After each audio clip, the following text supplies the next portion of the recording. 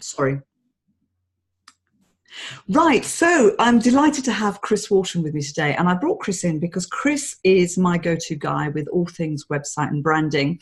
And I like to bring people in who I have used because I can absolutely endorse them because they are the people that I go to. So I'm a total trust in him. So Chris, for me, did all my branding for my speaker bureau company, Maria Franzoni Limited. He did my branding for my Speaking Business Academy business as well.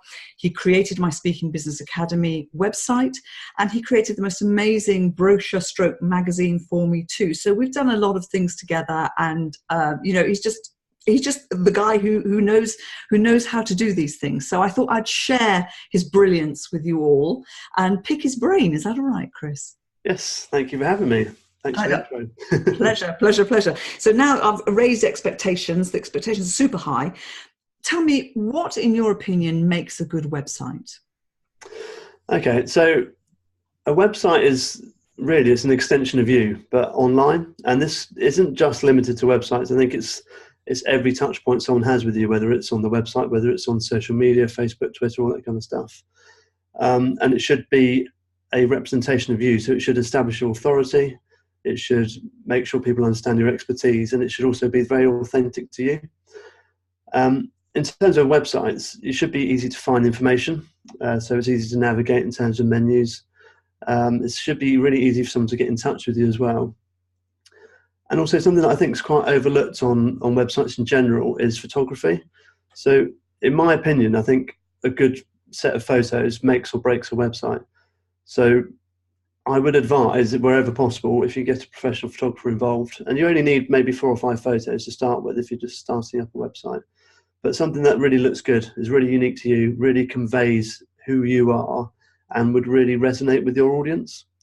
Because quite often it's the photography on a website that makes it unique, it makes it special, and really brings those emotions through for the customers. From a design and development perspective, it should obviously function well in terms of it should work across the browsers. It should work on mobile devices as well, which is very important. A lot of people will never see your website on a desktop. They'll just see it on a mobile, maybe on an iPad. So it should look really good on those and should work seamlessly. And it should be fast to load as well. So that can work from a code perspective. If it's well coded, it should be quick to load, but also from a hosting perspective as well. So make sure you don't go cheap on hosting and go for something that will be reliable and provide a fast website. So there's lots of things to think about with the website. There's probably more than that actually, but they're the kind of key things that I'd advise. Brilliant advice. The photography thing is so important, and photography is a great investment to make because not only do you need it for your website, but you need it once you're booked for the booker to use on their website, on their programs. And please update your photos regularly. It's no good if it's a 10-year-old photo and nobody recognizes you. So that's really important too. Okay, so tell me then, what is the difference in your mind between a £500 and a £5,000 or £10,000 website? Okay, so something that's in the thousands, sort of £5,000 to £10,000, you're looking at something that's completely custom, unique design, often a custom build. And whether it's with a freelancer or an agency or a small agency, they'll take you through an entire process. So they'll sit down with you, they'll understand you, your business, how it works, how it's working now, what you want to improve, what the things for the future are. And they'll make it in a way that should hopefully future-proof it. That's the way we make ours. So that it's got a bit of kind of future-proof built into them. With a £500 website, you're probably looking at something that's based on something existing off the shelf. So with WordPress, for example, you can buy off-the-shelf themes. And with Squarespace, they've got their templates, and Wix have got templates as well. And that's more of a kind of paint by numbers kind of exercise. Now, more often than not, which is a bit of a shame, it's kind of a growing trend in the design industry at the moment, is that a website that's built for £500 will have been built by a designer who can't actually code. So they'll design something and build something on top of a framework that's already there, but they'll quickly become unstuck if you ever need to add some additional functionality in that isn't existing, or they're not a developer, so they won't be able to add it in. So you get what you pay for, I'd say, most of the time. And with a £500 website, you're probably not going to get a unique design. It's probably going to be pretty similar to other sites that are out there already. so that's probably the main differences there. And obviously, with a £500 website, you probably don't get the level of customer support that you get with a 5 or 10 grand site, because normally there's someone there the whole time to talk you through and get you through it and answer questions and add bits in, and you've got time after the website goes live to tweak it and bug fix and add little bits and bobs in, because even though websites are kind of a solid delivery, they always need to be improved, and you always need to keep on top of them, and you always need to keep building the future with them. And actually, that for me is the big difference. I started my business with a £500 website, and there was nothing wrong with it. It was great, but there were bits as I developed the business that, you know, by the time you bolt this on and bolt that on and whatever, it's actually becomes very clunky, and it didn't really serve what I needed. And actually, you can tell the difference as well. It doesn't age as well, I don't think. But you and I are constantly updating, because I get another idea and I think, actually, I want to do this now and I want to do that now. And I think, why don't we do this? So I'm constantly saying to you, could you do this and could you do that? As you know, I think I could keep you busy full time, really. So I think the future-proof thing for me is vital and really important, and something you should think about. So we talked about the fact that the website has to reflect you. Yeah. So, and people talk about branding, and many people get obsessed about the logo, and the logo isn't the brand. Could you tell us what the brand is in your words, as the man who creates brands? Yeah, I think branding is a kind of it's a tricky thing. It's always quite an emotional journey as well for people. They don't realise how emotional it's going to be. So quite often, if someone takes on a branding, so if we do a branding project, it's all about, again, it's very similar to the website and the fact that we like to understand how your business ticks, what makes you tick, what your personality is like, how you want people to feel when they interact with your brand. And it's everything. It's everything from the logo, from the color palette, typeface, photographic style. It can even extend to tone of voice and those kind of things as well. And it should be a series of conversations distilled into that visual identity, not just a funky logo that looks good, but maybe doesn't resonate with the audience. So you can obviously go off to someone like Fiverr and get a logo done, but has it gone through that process, or is it just a fix for your current problem? As in, I don't have a logo, please give me a logo. The other thing about brands and logos is a lot of people get stuck on it, in the fact that they must have a logo before they start their business. They must have a logo before they start their website. They must have a logo before they start putting up Facebook pages and LinkedIn pages. And that is not the case. You can iterate your logo. It doesn't have to be perfect from the beginning. You can iterate it and improve it over time.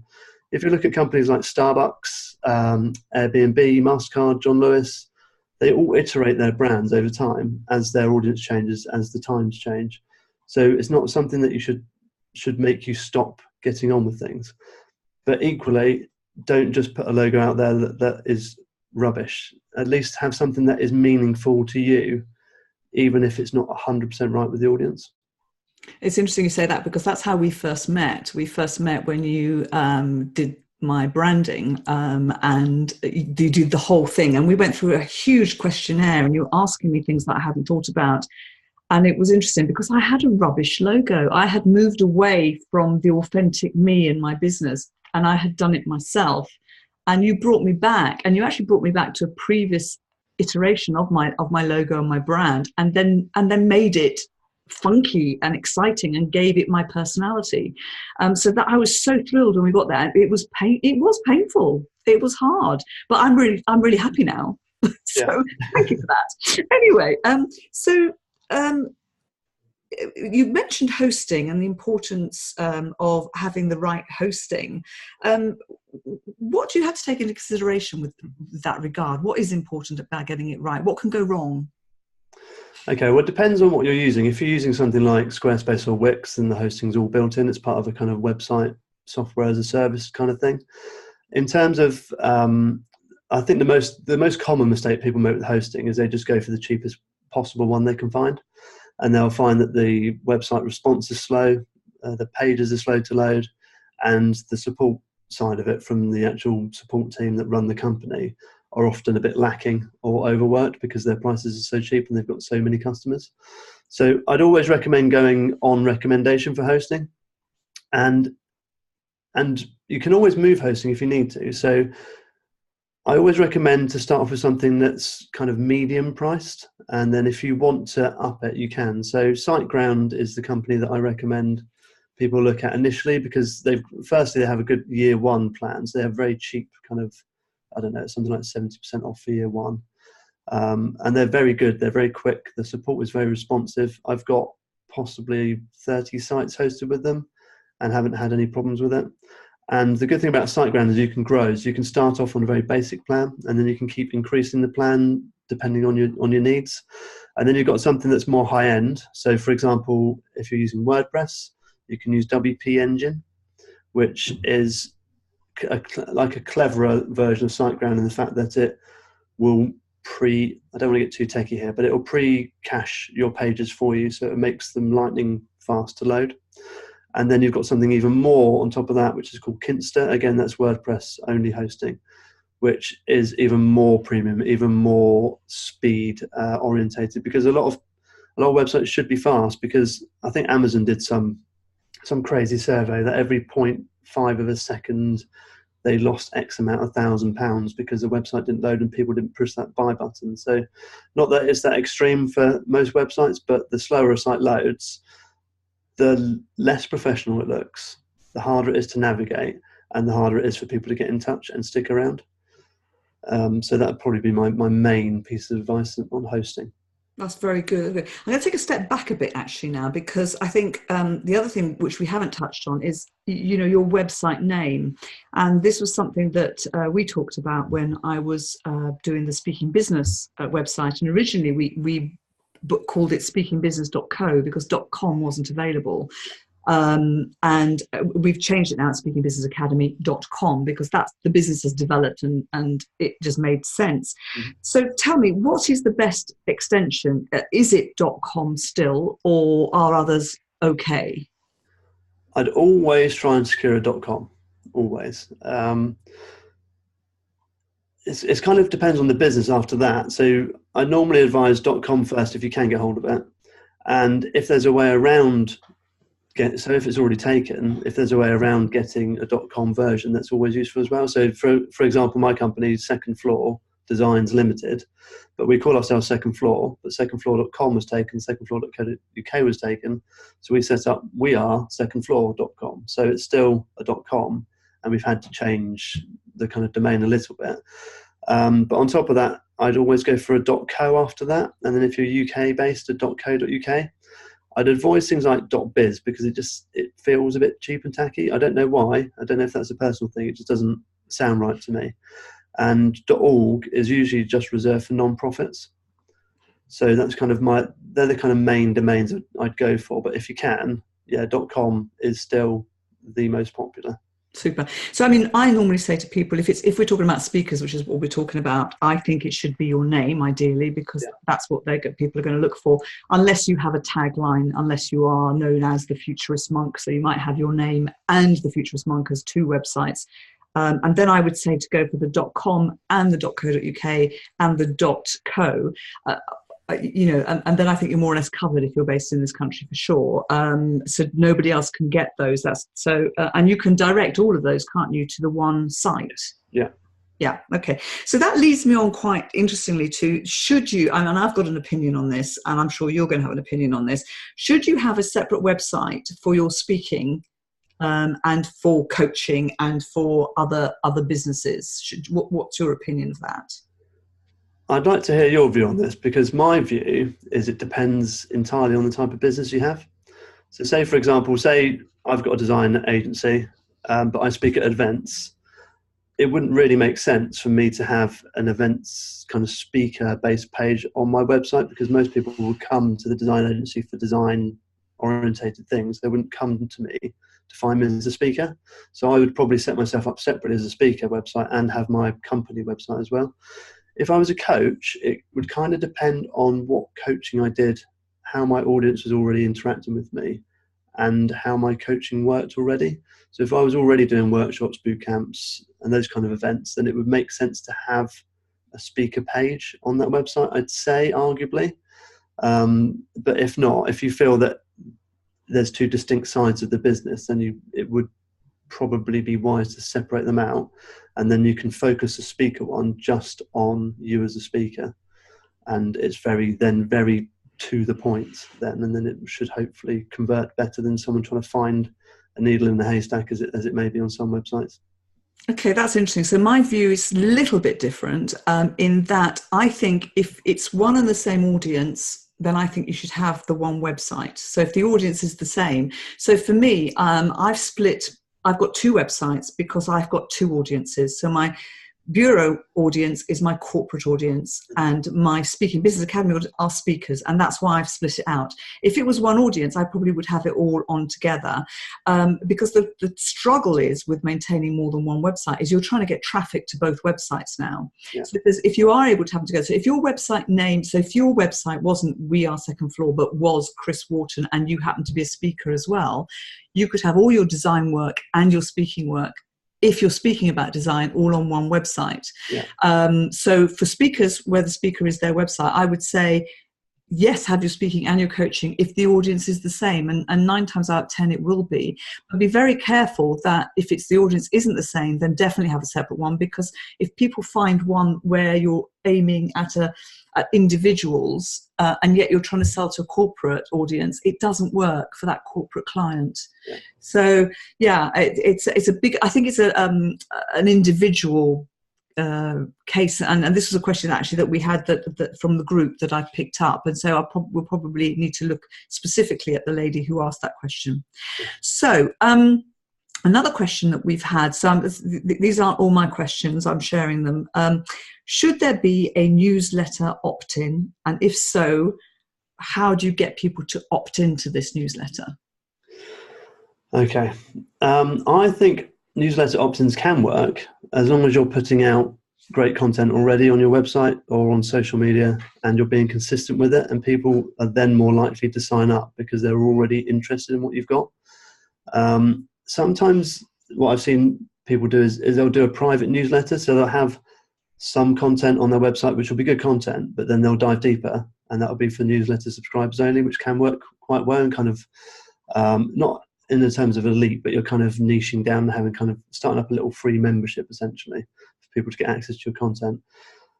In terms of lead magnets, as in you sign up on a page and you get a download, I'm not a massive fan of most lead magnets, I'd say. I think they're really useful if they're hyper-focused and they deliver something of really good value.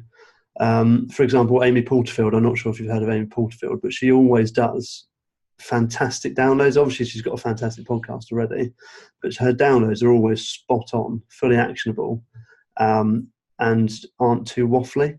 But a lot of people, because a lot of people are moving online now, and a lot of people are following a templated process, which it's trying to be fit. It will fit everyone, but it doesn't always. And I think as soon as you fall into that mode, because let's face it, nobody wants another 5 steps to 5 figures download. I think you need to be original. You need to stand out. You need to provide people with something they want to sign up for and that they'll get value from. Otherwise, they'll just see straight through it.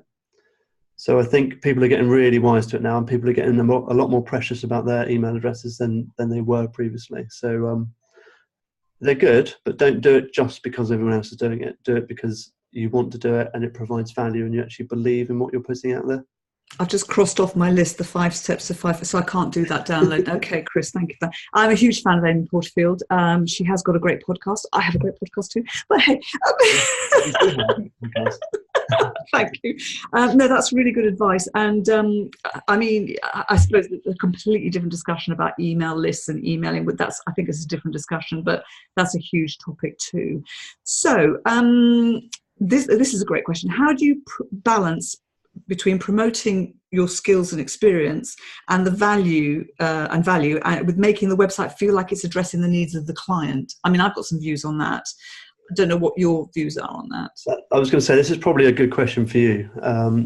From my point of view, it depends on your audience. So if you're established already and you know your customers and you know they're coming to you because you're a speaker to book you, then that's one thing. But if you're a new business or you're trying to get your name out there and become a speaker, then that's different.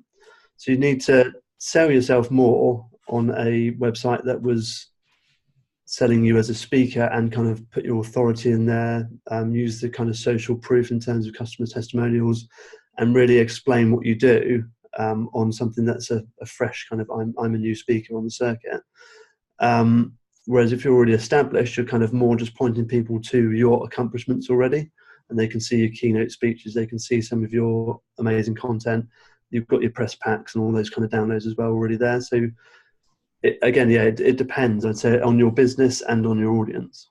Yeah, no, I agree with you. I think the important thing is to really establish your expertise, your credibility, your credentials, and the value that you bring. The speaking is what you do, is my view, and it's not who you are. You need to show that you are an expert in a field. This is what I deliver. This is what you'll get. And in doing that, you are saying this is my expertise, this is what I can deliver.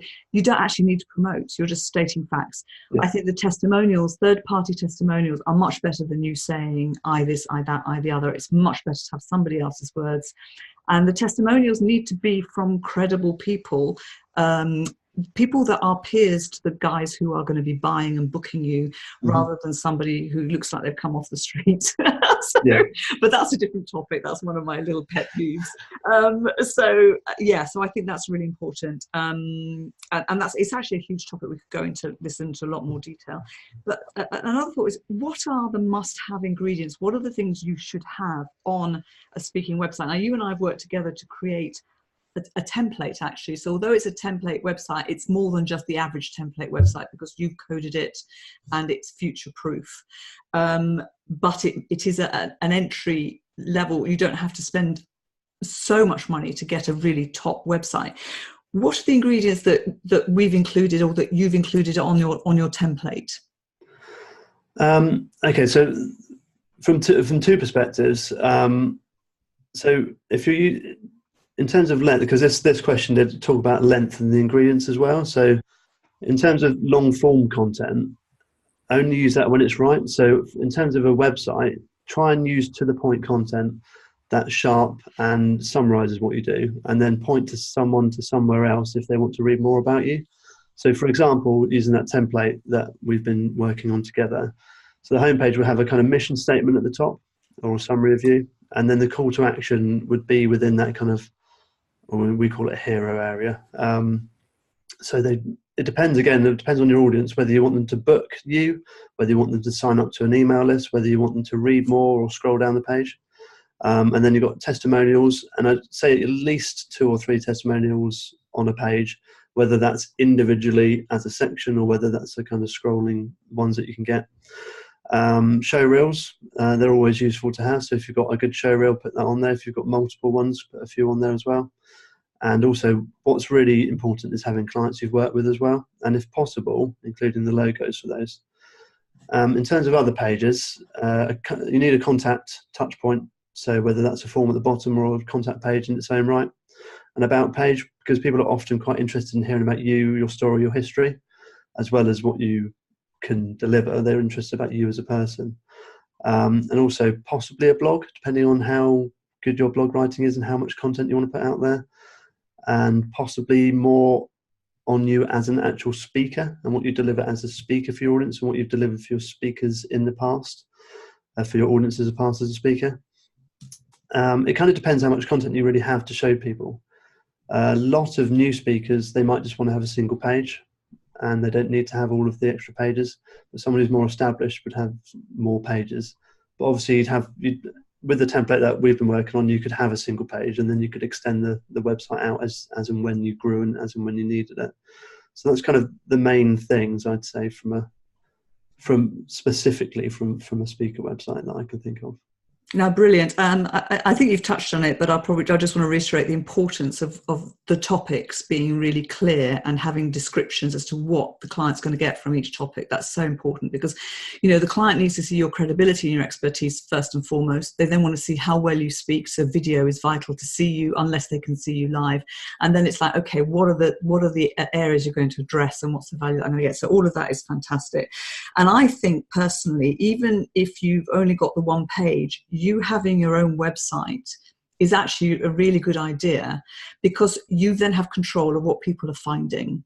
And if the website is in your name, theoretically it should come up first at the top on Google, we hope. Yeah. But I think it's really important to do that. But then you're controlling what's out there. The people who don't need websites are people who are not trying to speak lots and lots of times because they have a full-time job and they're going to get invited anyway. They might be, senior people in their industry. They don't, not everybody needs a website, but those who are competing, give yourself the edge and have a decent website, even if it's one page, and have control of what people are seeing about you. Really important. There's so much more we can go into, but I think we probably we probably should stop, because I could talk to you all day. Is there any final thought you'd like to add that we've missed? Not that I can think of off the top of my head. In terms of, I know you say some people, they don't need a website, but websites are also handy for directing people for common questions. So if you're maybe some high profile person that, doesn't in theory need a website, if people are constantly asking you for intro scripts and show reel and photo sort of downloads and those kind of things, and you could always direct them to a simple website that gave them those things without having to keep doing it via email or sending it off to your VA or your secretary or whoever. Brilliant, Chris. Always be selling. Love it. Thank you so much. I'm much more, I always think about efficiency. So I'd rather go that way rather than, so the websites are handy, basically. You love websites. It's in your blood. You love websites. Chris, thank you so much for your time. That was brilliant. Thank you so much. That's okay. Pleasure.